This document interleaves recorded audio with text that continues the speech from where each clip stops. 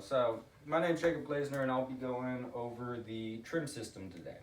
So basically, by definition, to trim an aircraft is to adjust the aerodynamic forces on the control surface so that the aircraft maintains the set altitude without any control input. So basically, this means that if you're holding forward pressure on the yoke and you're trying to go into a descent, if you were to trim out the pressures on the yoke, then you won't have to be pushing forward to keep that steady descent without the plane coming back up into a climb or any of that. It's basically trimming off the pressures from what you're doing with the controls.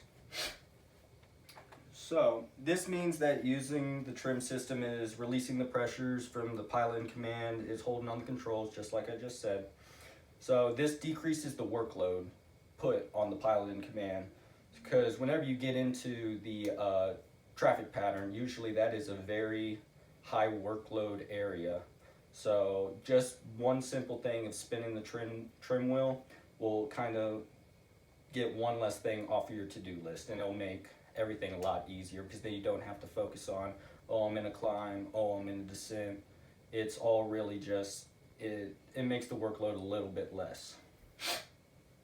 So if you look right here, we got the trim wheel, which is right here, and then you got the cord going all the way back to the back right elevator, which is the trim tab. And this is basically how the trim works. If once you spin the wheel up here, because if you go here, wait, let me go to the next one. If you look over here, you got if you're wanting to go into a pitch nose down attitude, then you will spin the trim wheel up, which will keep you from holding that forward pressure on the yoke. And then if you want to go into a nose up attitude, then you'll spin the trim wheel down, which would keep you from holding that back pressure to make you go into a climb. So really, in order to make this help the pilot in command, if you're trying to climb out at 2,500 RPMs, because I'm in a Cessna 172 SP model, but if you're trying to climb out and you're holding that back pressure, like you're holding it for a long time and you don't want to hold it as much, so you get that trim wheel and you spin it down to make the nose up attitude. It trims the nose up attitude, which makes it a little bit less pressure that you have to hold back, and it makes it easier on you. And then same thing for a descent. If you go and want to start descending without having to hold all of that forward pressure, you can use the trim wheel and spin it up till the pressure on the yoke is it's not as hard. So you can really test this by whenever you're holding onto the yoke, you can spin it up and you can see that the pressure isn't as much. So you can kind of let go of the yoke and look at the nose attitude and see if it goes up or goes down, and see if you need to trim it out a little bit more. So an example that I was going to use is whenever you get into the traffic pattern. My instructor has told me by using this system will help the pilot in command a lot when getting into high workload situations. Because I just went into Victoria from Sugarland the other day, and this system really helped me out, because then I wouldn't have to worry so much on keeping my altitude, because I trimmed out the plane just where I needed it, and it kept that altitude without diving or climbing.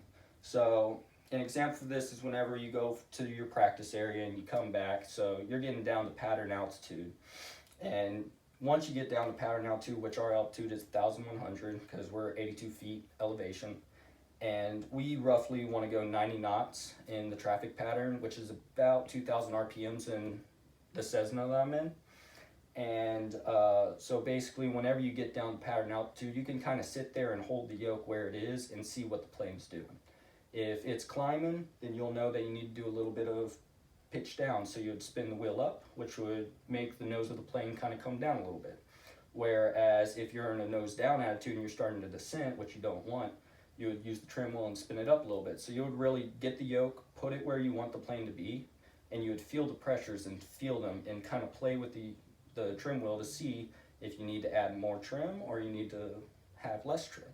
So you can kind of play with it like that, and that's what makes holding your altitudes pretty easy. But really, that's all I really have to say about the trim system. So thank you very much, and hope you'll have a blessed day.